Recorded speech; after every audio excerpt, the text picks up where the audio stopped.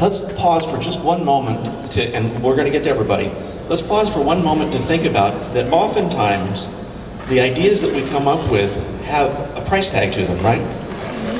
And one of the things is we go through this, I'd like you to keep in mind what might be some possible, how do we address those issues? Now I heard the gentleman talk about landscape streets. I tell you, the greatest cities in the world do have beautiful landscaping, but you know, that comes with a price tag.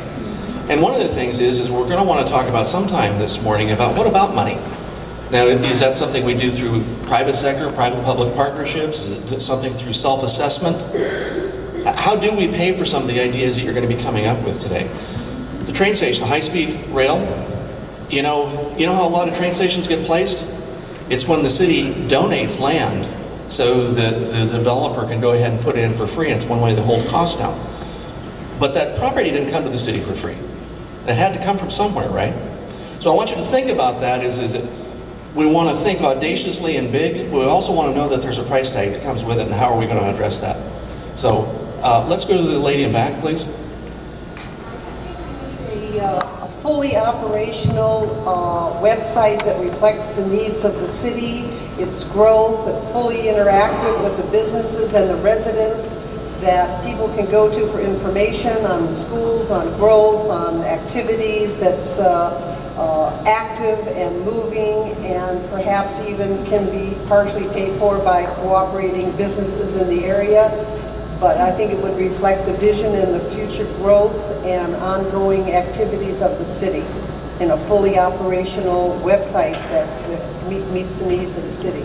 So that would maybe be a public-private kind of a partnership on a website that's interactive? Okay. I want to do something that's green and free. I met a new friend today, and as he was describing himself, he told me that he was both Arab and Muslim. And I think it's important that we as a society, as we as a people, are going to be secular and tolerant. So I think this is a great opportunity for us to begin to establish that our business and our meetings are totally secular, and there is no involvement or interference by any religious group. So that's an idea along some of the cultural lines, and I don't mean culture like where you came from, but a culture of what's acceptable behavior and what's not acceptable behavior, both in the community and in our meetings. I guess that's on this side. Yes, ma'am. I'm making this as hard as possible on the runners. I want them to get a workout. I'd like to speak about the diversity of the population. It is my feeling that senior citizens, including myself, that our parks and our other entertainment and recreational things have left the senior population out. And I would also like to say that many people, senior citizens who moved out here because of the low tax structure and how it would impact their retirement years and their limited incomes. And I think the city needs to be very careful about being big thinkers. There's the old two-edged sword, huh? That thinking about are we taking good care of our senior population today? And seniors, unless you happen to be very fortunate, might be on a fixed income, and they're attracted to areas of low taxes and low impact fees. But what happens with that? It's an area of low services as well. So that's something to talk about. And that's the culture that I was talking about. Not where you're from or what your last name is, but the culture of how does this community treat its seniors? And I bet you someone's going to bring up, how does this community treat its teens and children? Yes, ma'am. On the senior program, having your classes or different educational things for the seniors with transportation of the buses. Your school buses lay dormant so many hours a day. Why not use them to pick up seniors, take them to classes, evenings, whatever, with the senior complex? Okay. That bring money to mind to anybody? There's money for that, isn't there? Hey, before you raise your hand to speak here, does anybody regularly use public transportation? Very good. Okay. Taxi cab. Other than taxi cabs. Okay, so we can pretty much agree there is no... Is there an opportunity, if there was public transportation, would it get used? Yes. Who might use public transportation if it was available? RTA. You? I use RTA, but I tell you, you have to get on a bus to go south, but you have to go north around the city and back to go south. And when you come back, the same thing. You have to go in the opposite direction and sit on a bus twice as long as you normally would. So I spend 47 gallons of gas. That was sure a green trip. Okay, who have, right here, sir. In relation to the connectivity that someone else has mentioned, I want to emphasize how important the trails are to me, and that I want to be able to leave my housing tract without needing a car to do so. And so that takes maybe a little more thinking about the trails than what we originally have planned. You know, it's an interesting part. That's another thing about the culture of how a community thinks, and it's part of a strategic visioning, is that the way to develop a trail system, by and large, is that property owners give a portion of their property over to having a trail be developed on their property, and oftentimes those costs are associated with the specific property owner, and that can be expensive, and some folks don't really particularly like it.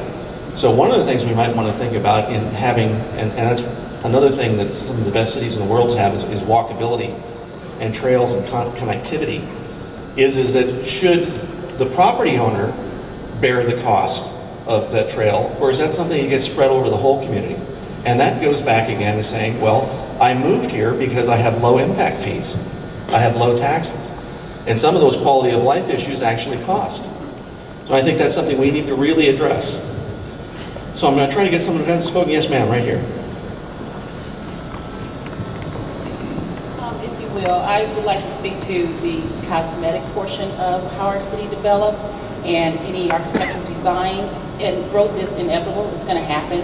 So as new developers come in and start building permanent foundations, permanent structures, I would like to see a timeless type of architectural design, nothing that really dates us.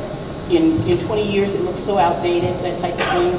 Tranquility within our community and architectural design, certain strategically placed fountains as people approach our cities. These are things that are inviting and tranquil, clean and no tolerance of crime. So that's what I'd like to speak to. So architectural guidelines are important to you. Anybody think that Santa Barbara is a nice looking city? You ever notice that how uniform everything is in Santa Barbara? You know why? Back in the 20s, there was a massive earthquake that leveled the entire town. So even though it's an old city, it really was only architecturally been around since the 1920s, and they decided to have a master architectural guideline, so everything there matches and looks very nice. It was an unusual. Let's not use an earthquake, though, to start over on the design guidelines. I'm sort of ignoring this side of the room. Yes, ma'am. I think one of the important things for a city when they start is to get a logo, or to put on the street signs, the monument, the main entry, so that we define ourselves as the city and where you're entering, and that can be representative of what was in the area in the past. But I think that's one of the key elements to getting a city off on good. Where is the city, and how do we see ourselves on the logo? Okay. There's actually two things there about that. There's the city motto, as it were, or the city, what's on your entryway signs, the concrete signs that are going to stay there for 100 years, and then there's taglines that any city might use in terms of a marketing program for business development, economic development. We talked a little bit, and that can change every few years. Just to freshen it up, you'll notice that there's all kinds of different taglines. Say City with Long Beach, they come out with a new one every year. What you think of yourselves as a community and what's going to be written in concrete is a tougher assignment. And oftentimes some of the worst fights I've ever seen in a city were trying to decide exactly what they wanted their motto to be and what was going to be on those entryway signs. So it's going to happen at some point, right? So we're going to have to think about, is there something that we could all agree on that would be appropriate? You know, are we going to honor our history? Are we going to honor our ingenuity? Do we honor our people here? Do we honor our diversity? So those are things to take a look at. Good point.